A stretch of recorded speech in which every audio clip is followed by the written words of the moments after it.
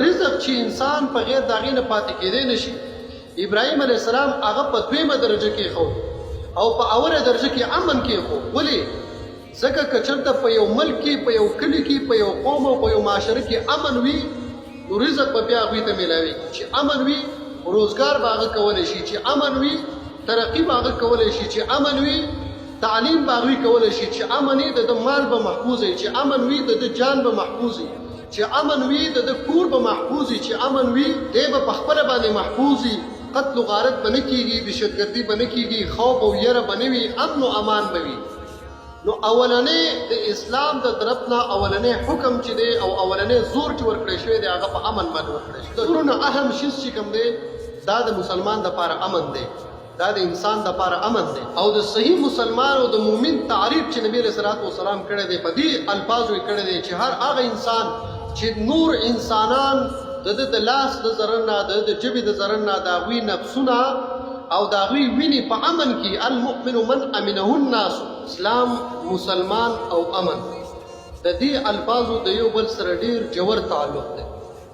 که چېرته ما ته د اسلام او د مسلمان د معنی تلاش وکړو، د دې معنا پېژندل وغواړو، نو د ټولو نه اولنۍ معنا به ما ته میلاویږي امن، سلامتي. د مسلمان معنا چې کوم په احادیثو په رڼا کې نبی کریم رؤوف الرحیم صلی الله علیه وسلم موږ ته ښودلې ده. حضرت ابو موسی اشعری د نبی کریم صلی الله علیه وسلم نه تپوس وکړو چې ای المسلمین افضل، اے د الله تعالی حبیبه کوم یو مسلمان د ټولو نه غوره مسلمان؟ نبی کریم رؤوف الرحیم صلی الله علیه وسلم دو فرمایل المسلم من سلم المسلمون من لسانه و یده. صحیح مسلمان هغه دی چې بل مسلمان د لاس د ضرر نه، د ژبې د ضرر نه محفوظ او په امن کې پاتې شي. مسلمان معنی دا ده چې بل انسان به د ده په امن کې دی، به خلکو ته فایده رسوي خو خلکو ته به نقصان نه رسوي، دی به امن خوري خو دی به خوف او دی به یره نه خوري. دا د مسلمان تعریف دی چې کوم نبی کریم صلی الله علیه وسلم ته کړی. دا کوم دین چې زموږ او ستاسو دپاره الله جل جلاله منتخب کړی دی، د دین نوم خدای پاک ایښودی دی اسلام. ورضیت لکم الاسلام دینا. الله جل جلاله فرمایي چې کوم دین ما ستاسو دپاره غوره کړی دی د هغې نوم دی اسلام.